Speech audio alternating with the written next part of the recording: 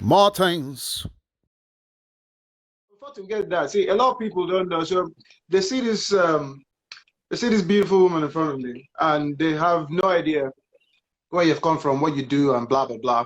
So first of all, ladies and gentlemen, Tabi G. Tabi G is an Australian-born Nigerian that now lives in the UK. So basically, she's very, very, very Commonwealth. If you look at it that way, very Triple, Commonwealth. triple Commonwealth. Triple Commonwealth. Born in Australia, Nigerian spirit, and now London is home. I like it. Exactly what your Instagram says. So Yeah. what was it like? What was it like growing up in Australia? Is it normal like everywhere else? You see kangaroos popping around and koalas and all that. You know what? There's a lot of, okay, I'm not gonna lie, there's a lot of wildlife. There Okay. is. And you can be in the main city and like be driving on the highway and be like, oh, there are kangaroos and there's sheep and there are horses. So yeah, I am used to be like, people here kind of see spiders and go, ah, spider. I'm like, No, spider, it's quite spider normal to see animals and creepy crawlies and all that.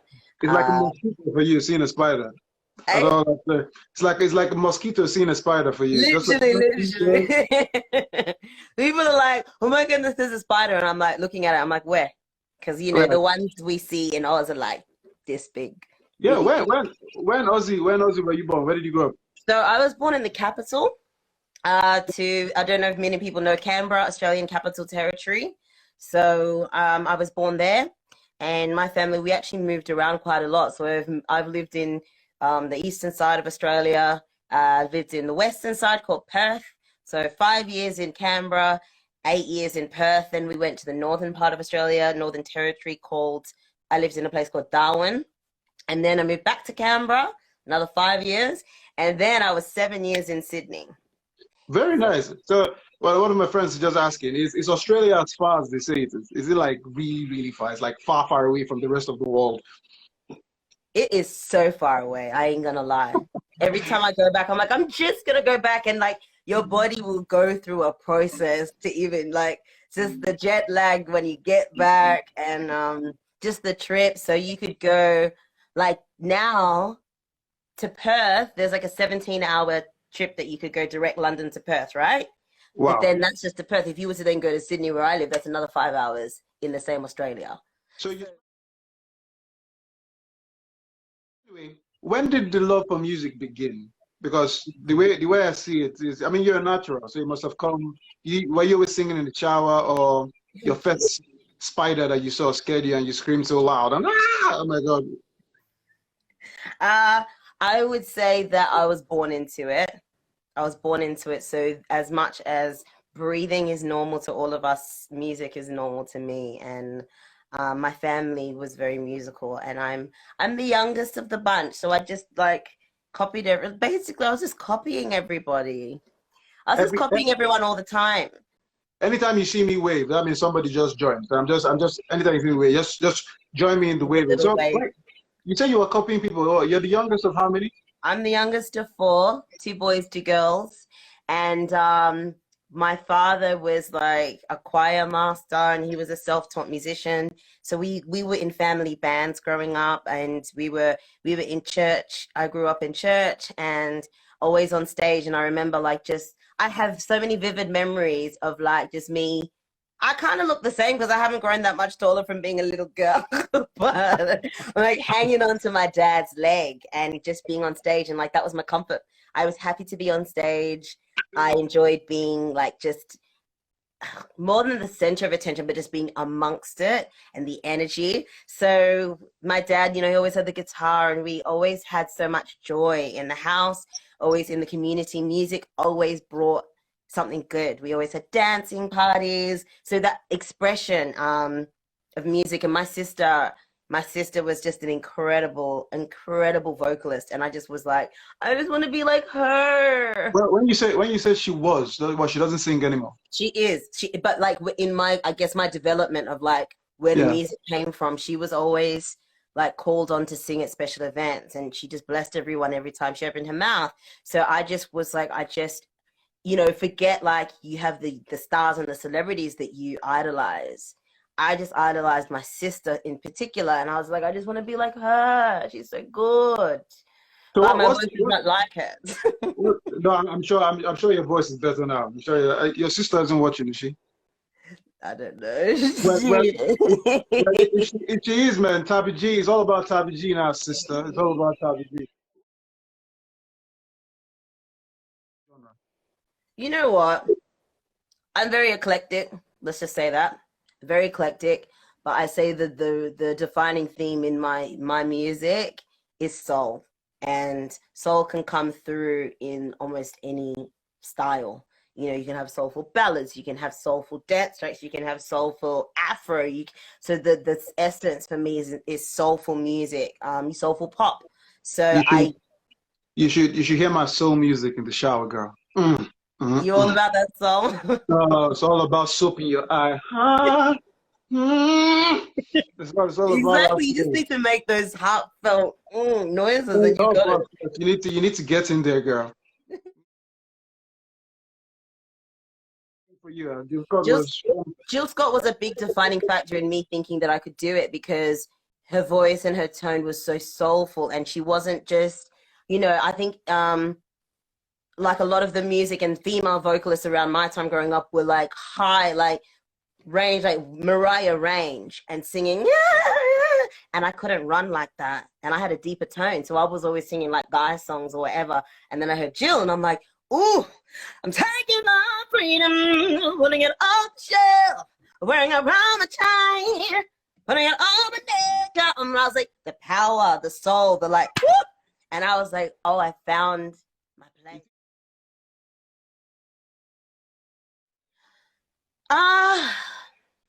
You know what?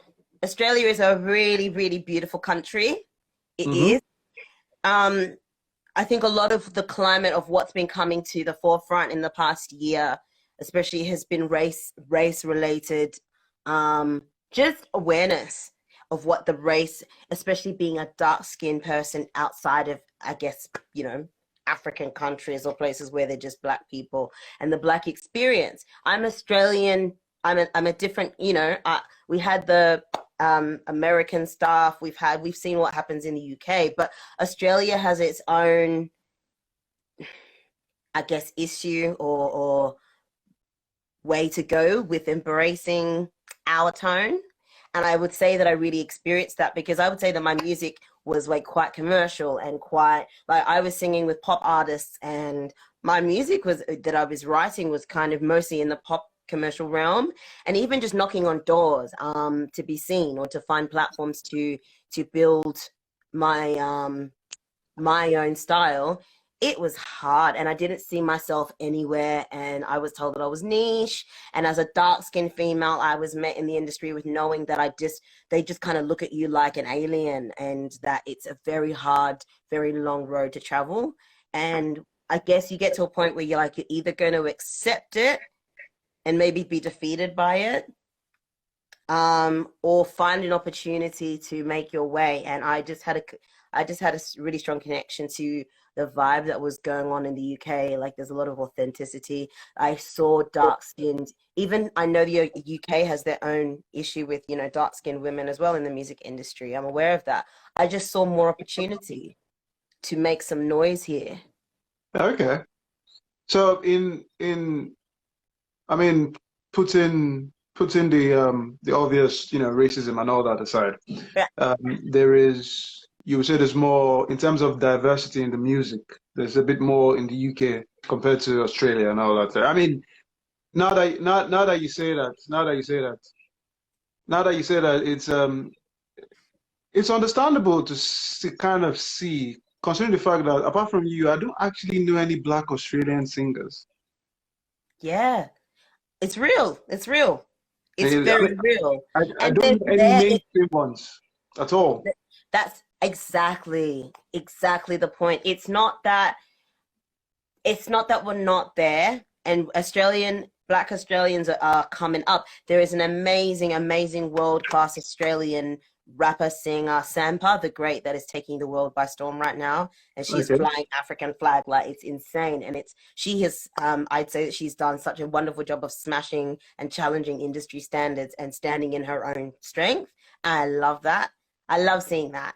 And they're there. I think it's just taken time to come to the mainstream, you know. Diversity is important, but yeah, like what you see is there's one Black American artist that moved to Australia like decades ago. Her name's Marsha Hines, and she's been like the black, you know, the black female that's killed it. And I would get told, like, walking through the streets, they're like, I'm like, I don't know, maybe more than 20 years younger than her. They're like, are you Marsha Hines? I'm not supposed to laugh at that, but that is actually funny. It's actually funny. So not only is there like an ignorant racism, I mean, they are practically blind over there. God bless them. They didn't mean no harm, but I was like, all right, yo, I'm out.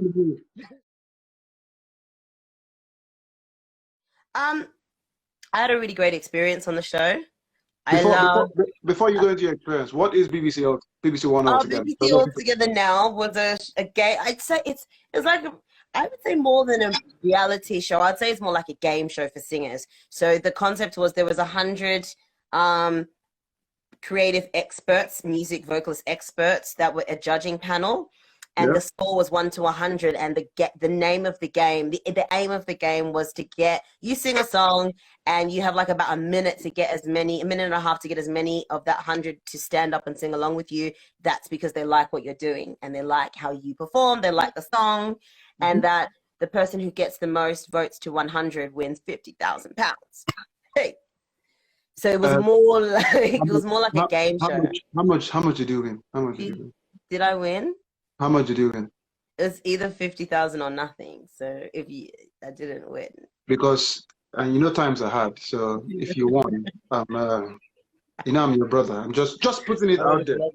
Putting it out there. So but that was a good experience. You didn't win, but it was a wonderful experience. It put you in a good frame of mind, knowing that I'm getting closer. If I work hard enough, I can get there. Well, to see, like to have gotten into the top 10 of that and do it in the UK, I think that was a big boost to me going, I think I'm in the right place. See, you come to Britain, everything is going well. Well, at least yes, beginning. So how's your journey been so far? I know you also, apart from Hurricane, you have something to learn, which is one of your originals. Yeah. You know what? This journey it hasn't been easy. I'll say that, number one. But it's been so worth it, because along the journey of like trying to move to a whole new country, start again, identify your sound, identify where you fit, identify so many things, meet new people, try to, get enough income to support, find the right, been on and off with labels, and just find the right match for you, because it might not be the same thing for everyone else. It's been one of the toughest, like staying in the music biz has been one of the toughest things I think I've ever had to do. And it can affect you emotionally, it can affect you mentally, but it's something that I feel like I need to do. I feel like the songs come out of me. I feel like performing has had a profound effect on many people. Like, I even remember your reaction when you heard me sing, and you encouraged me. You're like, girl, Madison Square, you'll be there. I'm a proper fanboy, proper. You know how I do.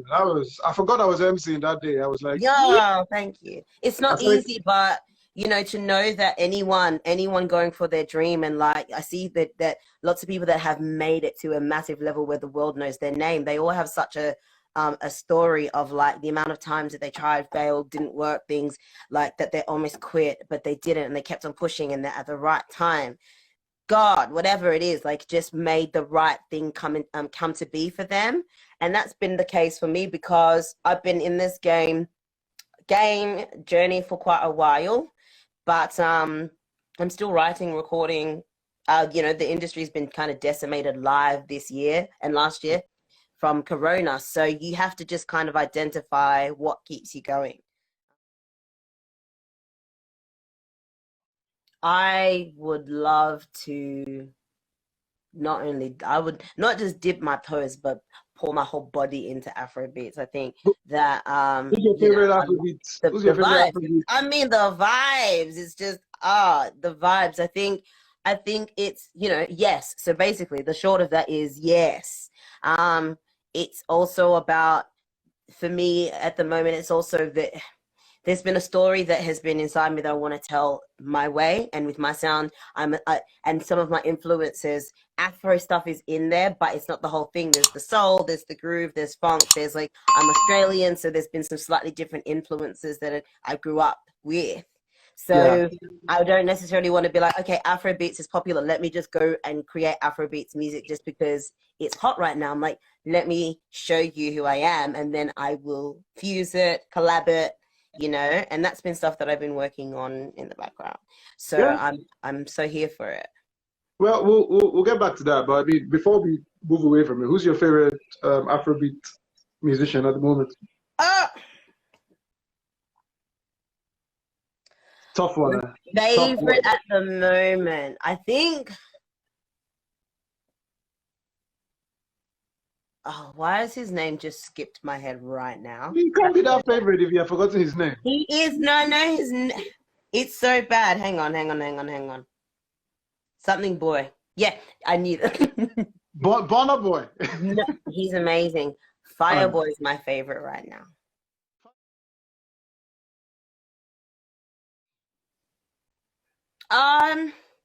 Great. Thank you for that question. I now don't necessarily believe that I've been stopped from it. I think that I've been kind of redirected, because I guess my main focus before was like live gigs, performing live almost any day that I could. At the moment, it's given me an opportunity to think about what I like, writing songs. So it's kind of been a shift of like parts of me that I could pay more attention to, writing more, collaborating more. There's stuff that I do on that I haven't shown out on social media yet, but that writing process, that time to be still and go, what am I about? What's my message? Like, what do I really want to say? What am I experiencing, rather than always just trying to perform? So I think that it's been in a way, it's been a big blessing to just feel like I'm redirected at the moment. What keeps me going is when it's really, really hard. I remember that I was given this dream as a little girl, and I believe that God dropped it in my heart to bring joy and healing through music to people, and that I also have some amazing people that believe in me, that just went in, thank you. And when it gets hard, they just are there to pick me up and to remind me and to just encourage me. I've got a great booking agent that's come on board. I've got a great collaborative partner, my musos that I work with. There are people that believe in me, and I'm just like, you know what? I don't want to let myself down. I don't want to let any of them down. So it keeps me going. Martins.